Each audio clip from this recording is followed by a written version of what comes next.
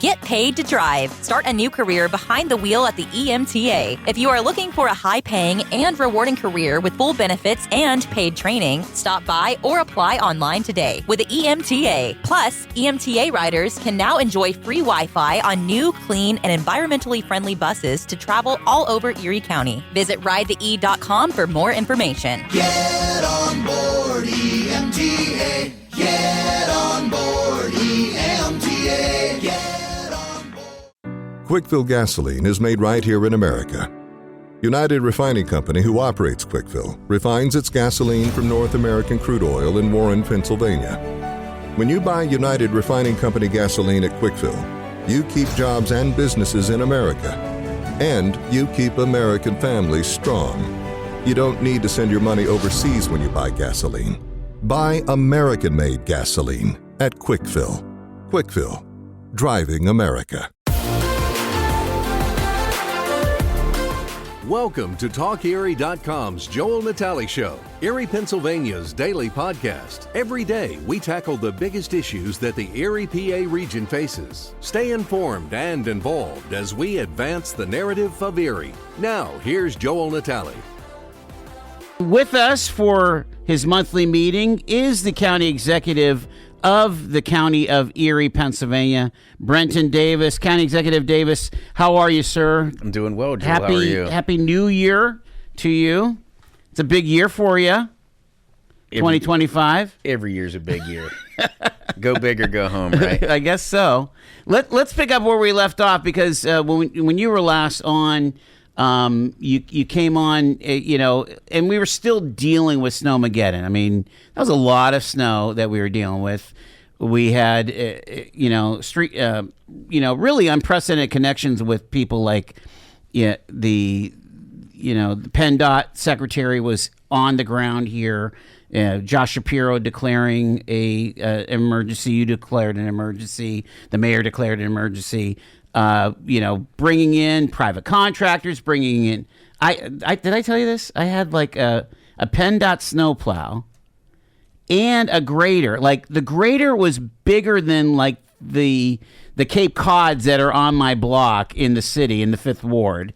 This grader's coming down my street to tear up, all that packed ice and snow. It's like, that is a remarkable. That was something to see, right? So anyway, all that stuff, how did it all shake out? Like, we finally kind of got ahead of it once the melt hit. Well, I mean, that's really what good governance is about. For the first time, that's the reality of why I created the Fusion Cell. I mean, these were our economic development folks that were up there running the show on the ground in concert with public safety and all the municipalities working together. So, I mean, that's really part of that vision of really tying governments together, not just a municipal level, providing services to residents, but connecting these municipalities directly through the county, right to the state and federal government. And you saw that. I mean, we had plows on the ground within 6-8 hours of really my disaster declaration. And, you're talking for a piece of equipment that came as far as Philadelphia, just getting on the horn, activating PennDOT, getting these folks, moving. And providing the contracted services, the big loaders, calling for mutual aid. We had places as far as Corey, Franklin, Clarion, service providers, some of the bigger players, Lindy, McClymonds, those folks bringing the large loaders. But we had almost 110 pieces of equipment once the dust settled. We brought in 110 additional pieces of equipment that ran 24 hours a day. You look at that, I mean, I think it was over 20,000 additional hours above and beyond what municipalities, the city, PennDOT, and all those do just to keep our roads clear, plus their overtime. So, I mean, you look at the only comparison is we got essentially this close to the same amount of snow as we got in 2017. And only we got it in a 24-hour period as opposed to over 5 or 6 days. Mm-hmm. But what took 2 weeks to dig out in 2017, we were able to do in 5 days. Mm-hmm. So I mean, it was bringing in those additional resources and, utilizing our municipal gap fund through economic development to pay for all of it.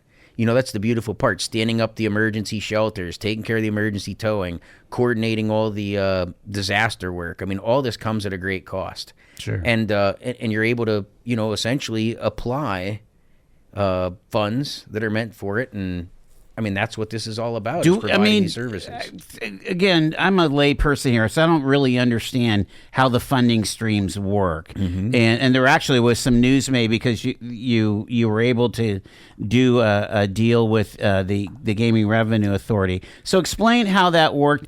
Did you get actual cash from the state as part of the emergency declaration? No, so that doesn't, so people think like, oh, there's a disaster declaration. Yeah. And they think the state and the feds come in here and swoop in and save the day. Not at all like that. Okay, that's news. That 100%. So, you get Pennsylvania Emergency Management. So you got a handful of folks that sat in our command center. You got state police. You got these other folks coordinating services.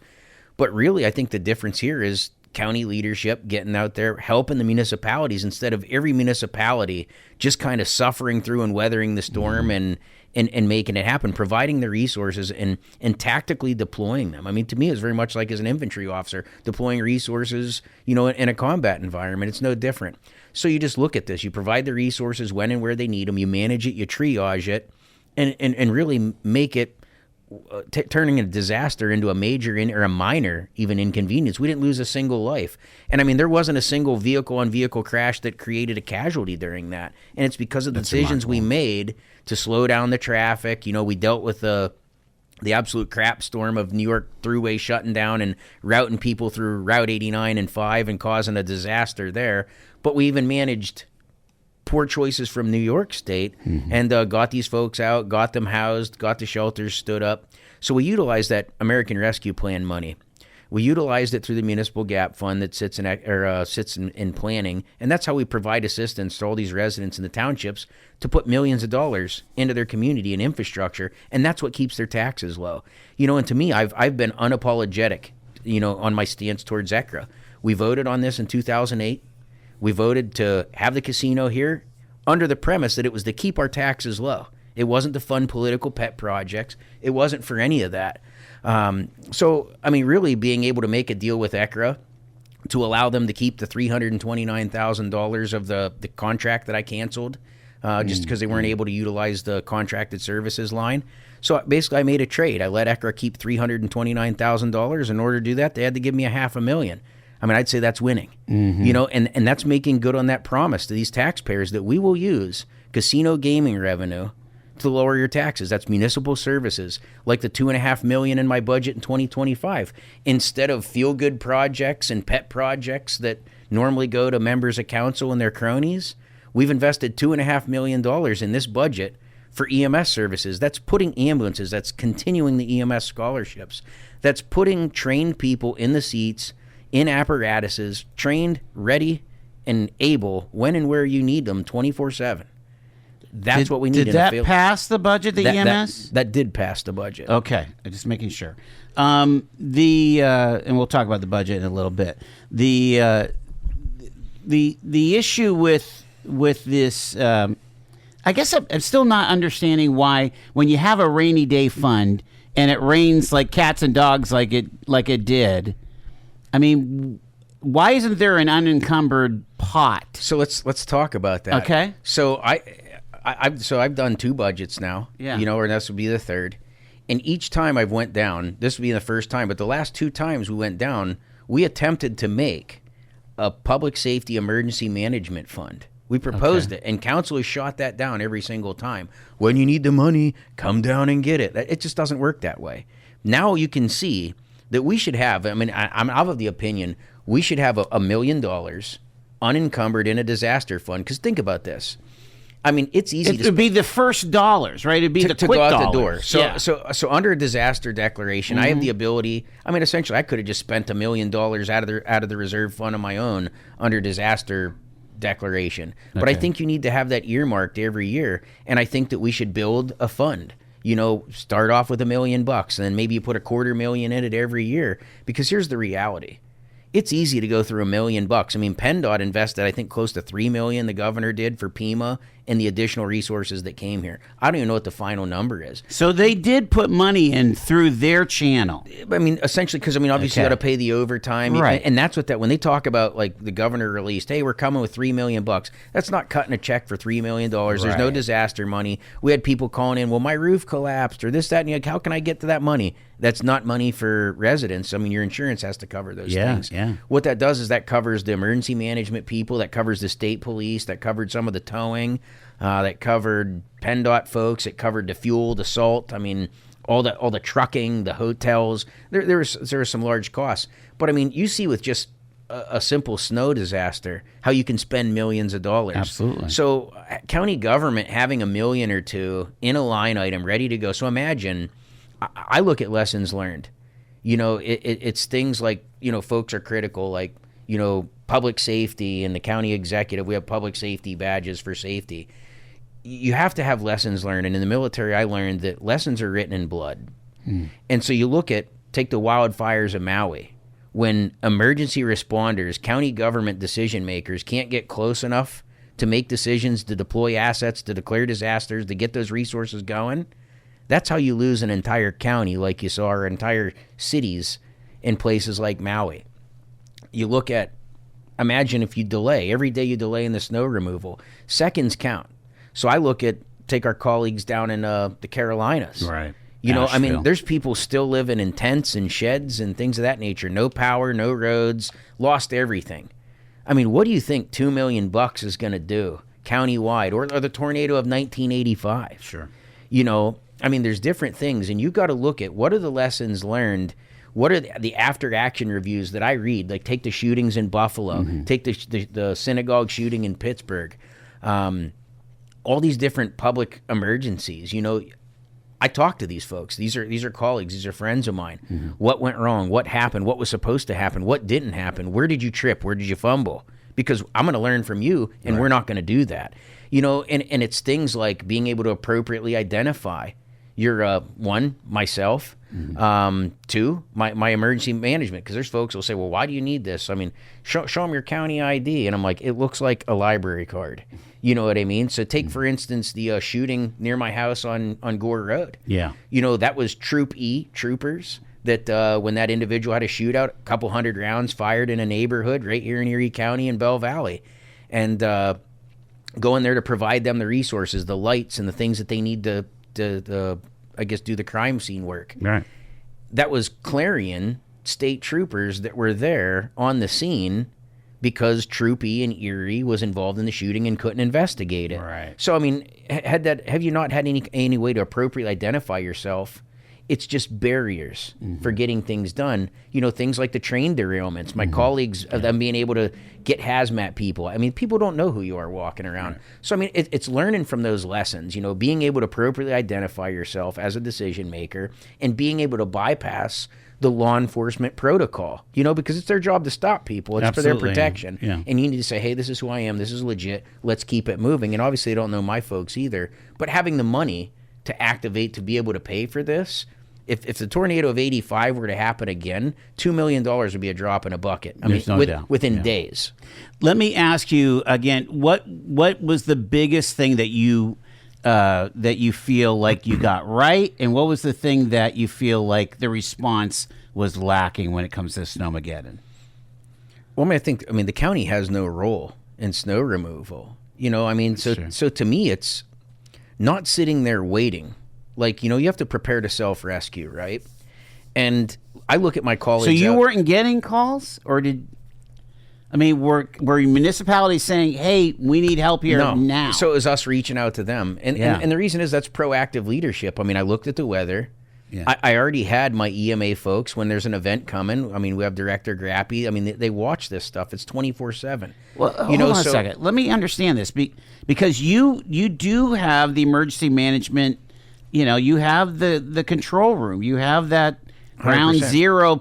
So why wouldn't the county have a role? So when I say in snow removal specifically, correct? Because I don't own a single road. So snow removal, you don't have a plow. Snow removal is not a responsibility of county government. But the emergency management piece. Now, we could have been like, hey, this is the decisions that we're making, kind of in the past, and just let the townships slowly dig themselves out like they did in 2017 with no assistance. But that's the wrong answer. To me, it's taxpayers pay this money. This is why we have a casino. This is why we have gaming revenue. This is why we brought it here. Yeah. You should have this money ready and willing, because if you can't deploy that money during a disaster, or you can't deploy that money for an ambulance or for fire trucks and saving lives, then what the heck are we doing? Yeah. So, really, in terms of just being proactive, the fact that we were there in the command center, had everybody on standby, on call. When it started escalating, we just systematically started bringing in the folks that we needed to deploy the resources that we needed. All the pre-checks were done.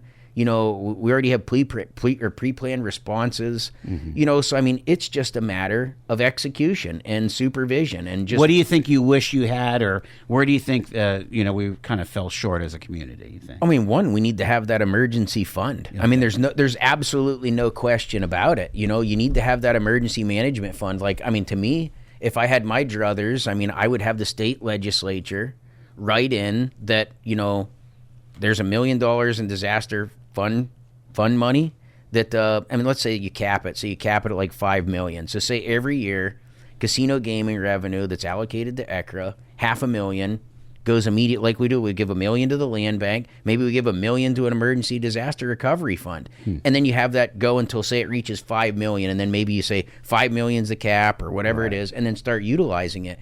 Because I'm telling you, $5 million is an absolute drop in the bucket. There's people building standard size family living houses, or really nice ones, for $1 million here in town and selling them. It's unreal. So what's $5 million across 300,000 people? It's a drop in a bucket. Is all that's going to do is help us get the wheels in motion earlier and save more lives. This will be a bit of a conversation, but let's start talking about this budget and this court case where a judge has said that your vetoes that reinstated funds into the budget were improper.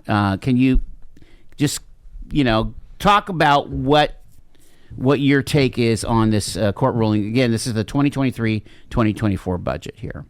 Well, so I think that's a great point to point out. That is the 23 and 24 budget. That's not a ruling on 2025. And I think really looking at the nuances of how the judge wrote this, nowhere did he say, yes, this is illegal or what have you. A lot of times in a court decision, a judge is going to kind of split the baby, so to speak. I don't want to speak too much on pending litigation or potential pending litigation. Obviously, I disagree. And so really to break this down in layman's terms for folks at home, why is this a big deal? One, we're a home rule county. We have a county council.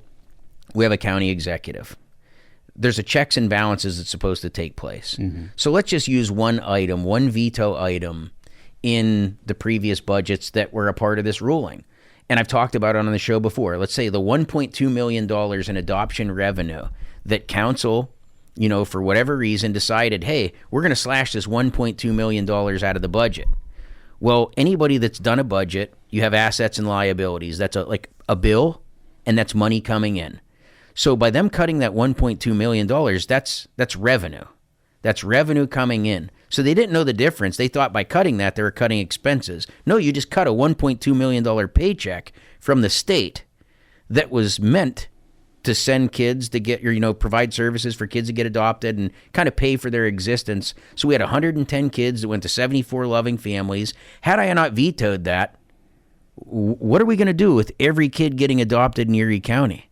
That's one example. So council had no idea, like many things, that they're just sitting there in a room with a 600-700 page budget, $600 million, and they're just they're just cutting to cut without any knowledge of the consequences. It's like any one of us getting on an aircraft somewhere and decided to go up into the cabin and just start pushing buttons, flying across the ocean. Like, you're not going to do that. If you don't know what it's doing, you have no business making the cuts, making the adjustments.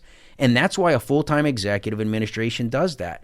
They're attempting to argue that, okay, you don't have that veto power that technically adds money to the budget. That's all philosophical. In terms of there's not one budget, there's, separate budgets or whatever they're going to try to argue. Let me stop a second, because there is, it is kind of foundational that the council holds the purse, the legislature holds the purse, right? So I would argue yes. And here's the funny thing. So if council holds the purse and they're responsible for holding the purse strings, then why is it anytime there's a tax increase, they want to say it's the executive that did it?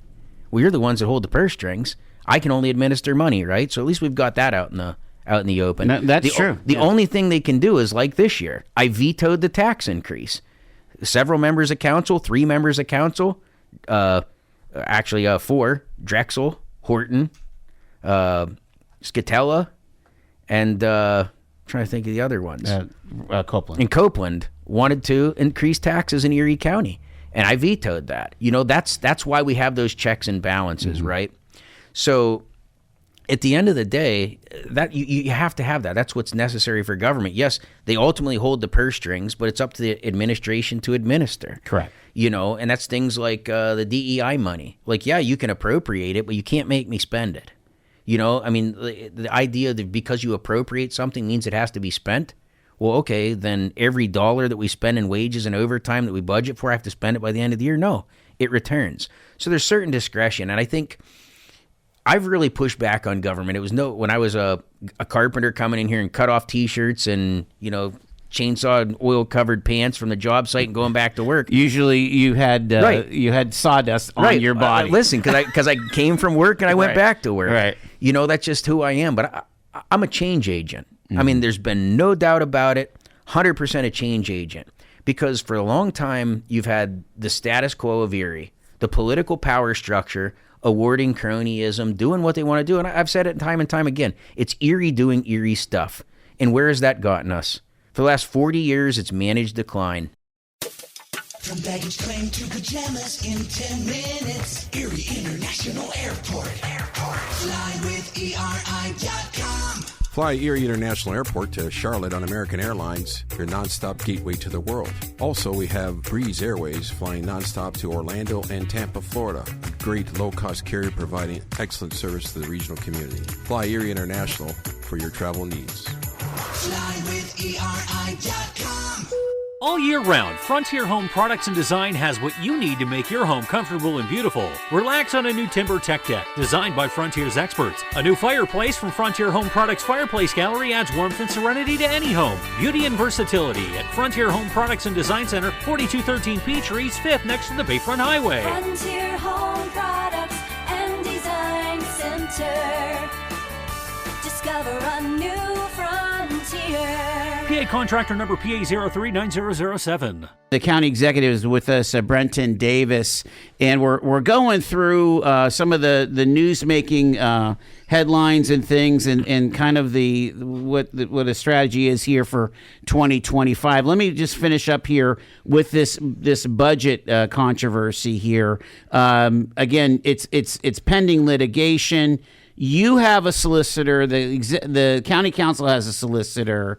Is there a way that we can get to some kind of mutual understanding on how the budget works and how the vetoes should work, I guess? Well, I mean, I think the home rule charter is pretty clear. And I think what comes down to is what you have as a council, that it's very clear to veto. They need 5 votes to override the executive's veto. Right. That is the process. That is in black and white. That is county law. What they're doing in saying that it's illegal is, say, for instance, there's an item that four members, these 4 Democrats that wanted to raise people's taxes, if they don't like it and they realize, hey, we don't have 3 votes or, the 5 votes to override to override, yeah. So what they're doing is they're striking it from the agenda. So they only need 4 votes to strike it from the agenda. Mm-hmm. So what they're doing by striking it is saying, hey, we're not going to take a vote on this. We're not even going to vote on it. We're striking to remove this from the agenda. Well, the home rule charter is clear. It says that you take action with X amount of time or else my budget stands. So it's our position, and it's very clear. If you do not get 5 votes to override my veto, whatever is proposed stands. And there's some nuances that the judge took a different interpretation on. And hey, that's the way the judicial system works. I mean, anybody in America right now understands. I mean, look at President-elect Trump. How many times has that guy been in a courtroom? Mm-hmm. I mean, you look at it. I mean, this is just. You look at Erie County, the Democrats in Erie County are following the federal Democratic playbook. And I'm not all of them, but I would say this majority on council, I mean, they're following the failed Democratic federal playbook. I mean, it didn't work. America is ready for change. Erie County elected President-elect Donald Trump to be that change agent, the same way I believe they elected guys like Dan Laughlin and myself. We're outsiders. We have no favoritism, no cronies, no family members. I don't have anybody like that in local government. I've only got a few relatives even live here. So to me, it's about doing what's right at the end of the day. You can't be bought. You can't be bullied. You can't be pushed around, and we won't back down. And that's what taxpayers vote for. That common sense, reasonable government that gets stuff done.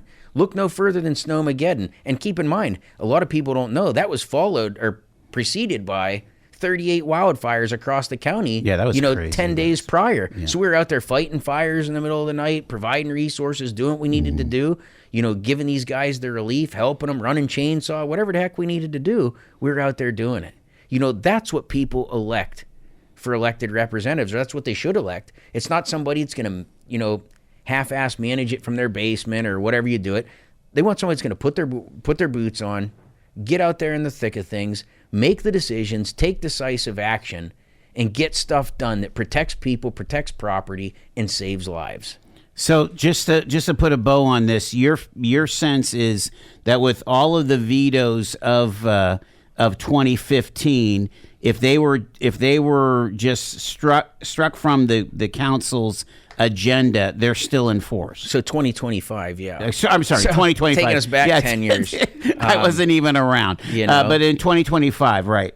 So absolutely, you take no action, then the veto stands. And to me, this comes down to, you got to remember, and the thing I've learned about government, anybody who knows attorneys and politicians, they love to bend words, right? Mm-hmm.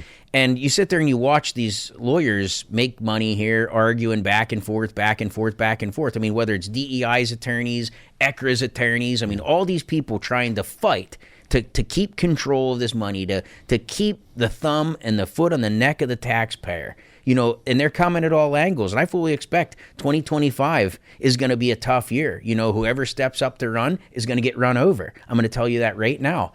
And to me, at the end of the day, I'm unapologetic when it talks about standing up for the taxpayer. When I vetoed that tax increase that 4 of these Democrats were trying to force, well, obviously they know the veto takes 5 because they couldn't strike that from the agenda. Mm-hmm. So that's really what it's come about, is they're trying to pull, I would say, taking bad legal advice from their council solicitor, who thinks he's the 8th member of council. Right. He does more talking than some of these council members do. Anybody that watches this knows this. This is not good government. I'm fighting to get the system back as it's meant to be, as the charter was written in 1978, with checks and balances. If the executive does not have veto power and council can strike things from the agenda that they don't like without the votes, you don't have checks and balances. What you have is a legislative body that thinks that they can also administer. Well, you might as well have a county manager at that point. And then that county manager will be forced by law as an employee to do whatever stupidity that this council votes for. That's not what it's intended to do. And I'm unapologetic fighting for that, because taxpayers deserve an intelligent government that's reasonable and that gets stuff done. Okay. Can you weigh in as much as you can on the DEI lawsuit? Where does that stand, in your opinion? I think that comes down to the same thing. Again, this is something, keep in mind, I did not veto it. I didn't veto this. You take the $1.5 million that was there. I had the opportunity to veto, and I didn't. But you got to realize DEI is not in compliance. They're not in compliance. They still have reports that are outstanding. I've said this all along. They're not in compliance. So, here's the thing. I look at this from a contractor's point of view. Imagine you hire a contractor and you say, hey, look, I'm gonna hire you to remodel this room for, say, $25,000. Do me a new kitchen, $25,000. Yeah. If that actually would be a good deal, right? That'd be a great deal. So you agree upon that price, whatever it is, $25,000, but the contractor fails to do 3/4 of what they're supposed to do. Yeah. And before even getting done with that kitchen, there's an outside party, vis-a-vis council, trying to force us to say, hey, listen, I know they're not done with the kitchen. They haven't done it. It's all jacked up. They're not following any of these procedures. But you know what? Let's go to court and try to force you to say, hey, why don't you have them build you a brand new house next door too for $1.5 million? And that's the reality. I'm just saying, look, taxpayers deserve accountability. As a candidate, I ran saying there's that lack of accountability. It's these cronies. Now, keep in mind, you got to look at following the money, right? Kathy Dahlkemper tried to, so-called, and I've heard this time and time again, even Gary Lee, that's the director, former director of administration. DEI was promised $10 million in the budget. Wait a minute. So you're saying when I went around and Project Resolve, remember the outcry from the Democrats that said the executive cannot promise money until it comes to DEI? Well, now the shoe's on the other foot. Oh no, Kathy promised this money. So this was her number 2 guy at the county. Now you magically created an organization, promised it $10 million, which is nearly half of the Davis administration $26 million, right? Yeah. She didn't promise it $10 million of the first tranche. She promised it $10 million in the future that she hadn't even received. Lets her number 2 guy from the county take over DEI, which makes $150,000 a year plus benefits. Now, keep in mind, that's $50,000 or a little close to $50,000 more than what I make for running an entire county, 1,500 employees, and a $600 million a year budget. So he makes far more plus benefits. So, I mean, that's Erie doing Erie stuff. How do you be a part of the administration that creates the entity, gives the funding, and now you jump from one lily pad to the other and you're putting that money in your pocket and there's not something fishy about this? Hell yes, I'm going to fight about this. Because this is Erie doing Erie stuff. This is exactly what I was elected to do. I might not be successful fighting in a court, and they can have a court order come down and say, hey, you're listening, you're going to give it to them. And sometimes the best you can do is try to put reasonable constraints. The taxpayers deserve to have accountability for their money. The first contract that they signed, they didn't report on, didn't have a budget, didn't have a program, didn't have anything other than, hey, this is going to benefit the BIPOC community. There's literally nothing in it. Like, who on earth is going to sign a contract with a contractor and say, hey, yeah, I'm going to build you something. I can't tell you how much it's going to cost, and I don't know what it is, but when the bill's done, you're going to pay me. I mean, that's literally what DEI is trying to sell us. Even now, they still don't have a plan. They still don't have a plan. I think that's the point that concerns me is you've kind of made it a point that when we're making investments that there should be matching funds, or you invest $4 million to get $20 million or whatever. Try to get a 3x, 4x, 5x return on investment. We haven't really seen that from the diverse. Well, not only have you not seen it, but I mean, one, they awarded money to a convicted cocaine dealer trying to run a kids program out of his gym. Like, are you freaking kidding me? Like, you're going to give money to a convicted cocaine dealer. Granted, they recalled it after, they awarded the money, and then 10 days later it came out he was convicted of dealing cocaine from his gym. But you have to look at the other businesses that they gave money to. They're not doing the reporting. DEI sent me an email saying, hey, we're not going to follow this up. Well, that's federal law. You're basically telling me you're not going to follow the federal law, but yet I should give you more money, that the taxpayers are on the hook. If they fail to report this and the federal government comes calling and says, hey, Erie County, you haven't met your requirements. Yeah.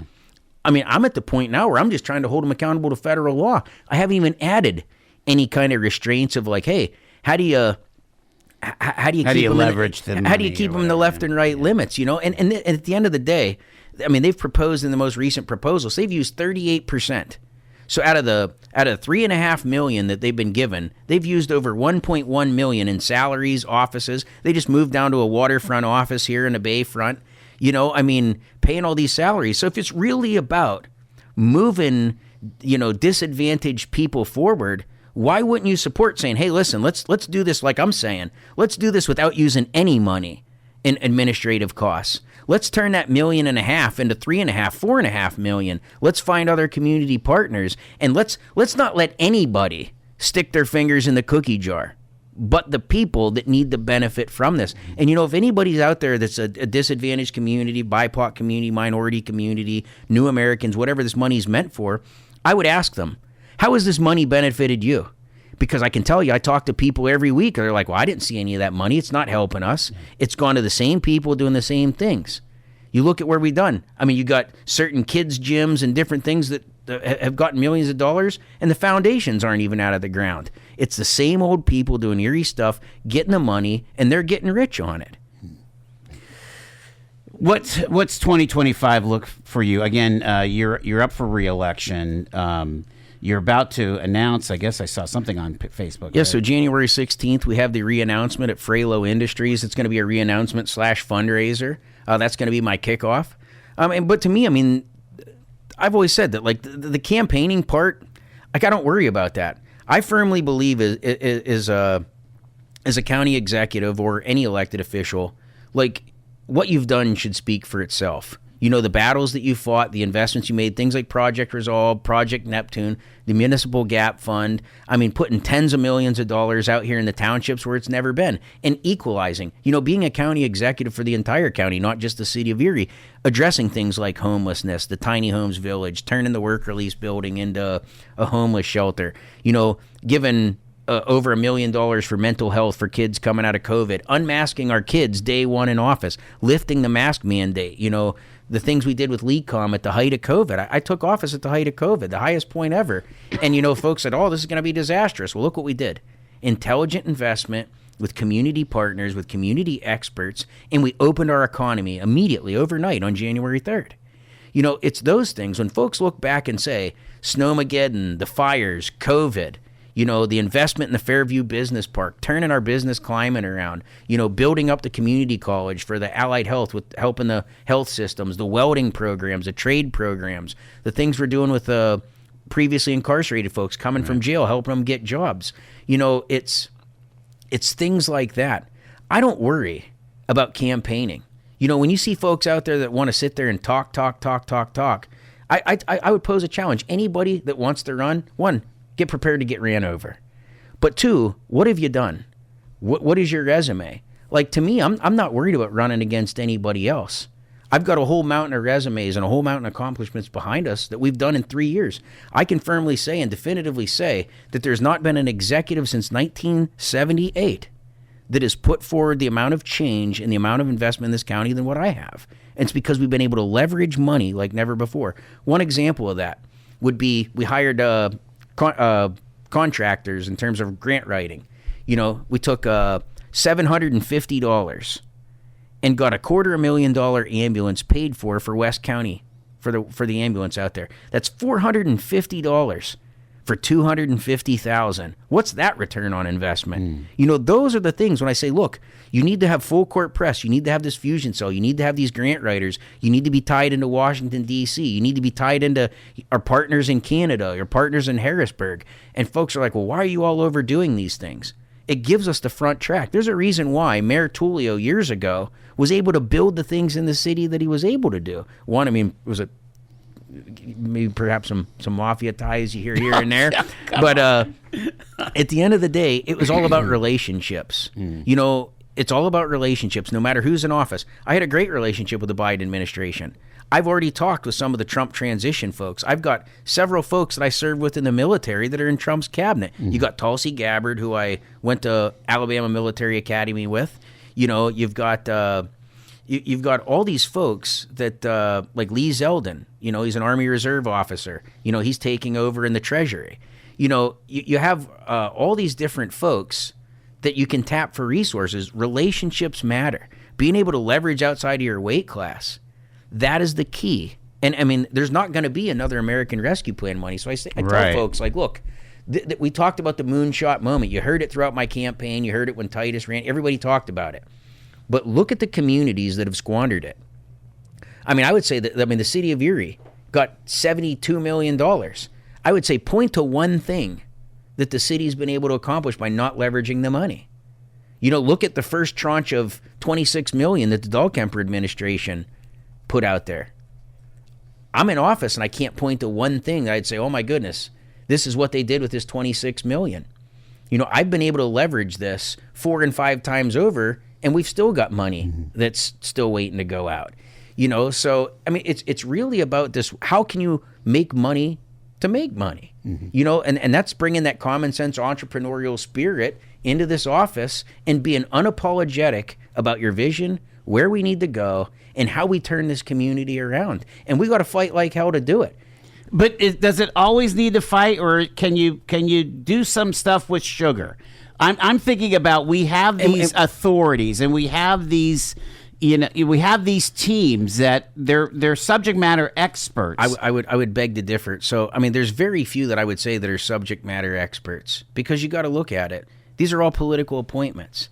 At the end of the day, so let's just take the composition of council. You look at the chair vote that just happened. You've got a nomination that went up for Rock Copeland, in which council voted against him 3-4. Then you had another Democrat nominate Scatella, and that went 4-3. So clearly, our own council is divided between just the philosophies of the extreme far left. I mean, you've got 4 of these individuals that are clearly far left. I mean, and we've seen the mandate of the electorate. Even folks like Mr. Winarski and Mr. Scatella are breaking ranks from that. Yeah. You know, or the 3 that are extreme, as far as the 3 that are extremely far left. You know, so you look at this. This is 100% worth fighting for. You know, I didn't come here to play the games. When you talk about can you do things with sugar, that doesn't make headlines. Nobody says, wow, the county executive walked in here, everybody sang Kumbaya, like we effectively administered a program. And, I mean, take, for instance, like the... So you're just saying the stuff is happening. It's not news. It's not news. I mean, all right, well, that's so, I mean, think about that. That's reassuring to me. And I would say this. We have a $600 million a year budget. Yeah. And then look at the things that you talk about. Right. The $1 million $1.5 million here, for DEI. Yeah. It's the little stuff. It's the little stuff. You don't talk about how we effectively deliver almost $500 million a year in social service money. And I was going to say we should be grateful that we don't have the Office of Children and Youth in the headlines anymore, or you know some of the things that we've had trouble with over the years. And there's a reason. Because it's all about a leadership. It's all about accountability. It's all about putting the right people in the right places, giving them the appropriate amount of leeway to do what they need to do and the discretion, but also working as a team so they know, hey, like this is where I need to tap the boss to get a decision. You know, or just me knowing, hey, look, you're the expert. What do you guys think? Give me the overs and unders. This is the consequences. You bring in your attorney if you need to. You bring in your accountant if you need to. What does this look like? You read your gauges and you make a decisive decision and you move as a team, just like we do as soldiers on the battlefield. Nobody moves on their own. You know exactly what decisions you can make and what you can't make, and there's a reason why you don't see that. I mean, you're always going to see, and to me, again, this is all about these federal politics, these lawsuits. Yeah. Is all this is to do is make headlines. You don't think they tried to raise taxes simply as a political shot in my re-election year? Come on. Like, it doesn't take a rocket scientist to figure this out. This is like the junior political playbook of the failed extreme liberal agenda. You know, there's a reason why Jim Wirtz had his tail handed to him at the ballots by Senator Laughlin. People are voting against this silliness. I mean, this is a time where the pendulum's swinging back to the common sense middle. And I mean, that's where guys like Deanne Laughlin and I are at. You know, or guys like Jim Winarski, you know, they're Democrats, you know, common sense middle. And I had a guy tell me this yesterday. He's like, well, I don't agree with everything that you do. And I said, look, you're not going to. Anybody who's ever been in any kind of relationship or ever had kids or siblings or whatever, go home tonight and say, hey, we're going out for dinner. Where do you want to go? Right. Yeah. I mean, you can't even decide that sometimes with a significant other where you want to go, and there's 2 of you. Exactly. You know, so how exactly are you going to agree with everything elected official does, and you're one of 300,000 people? And that's why I pointed the guy, I said, look, it's like Ronald Reagan said, you know, if you agree with me 80% of the time, you know, I'm 80% your friend, not 20% your enemy. There's going to be things like, oh, that land deal or all this or all that. Yeah. But philosophically, where do you stand? If you stand up for the taxpayer, you stand up for their wallet, you stand up for delivering the services that they need, getting the loved ones that you need in ambulance when and where you need it, and appropriately funding services. So that way, when that bell rings, and you better believe it, it's going to ring. It rings every hour of every day, somebody needing an ambulance. The same way when Snowmageddon and the wildfires, you're going to elect somebody that you know has a proven record to be in there. Not somebody that's going to talk about it, somebody that's going to be about it, make a decision, and solve the issue. Erie County Executive Brenton Davis, appreciate you taking the time, sir, and Happy New Year. Happy New Year. You've been listening to The Joel Natale Show, Erie, Pennsylvania's daily podcast from TalkErie.com. Subscribe to our show on your favorite podcatcher and get involved by emailing joel@TalkErie.com.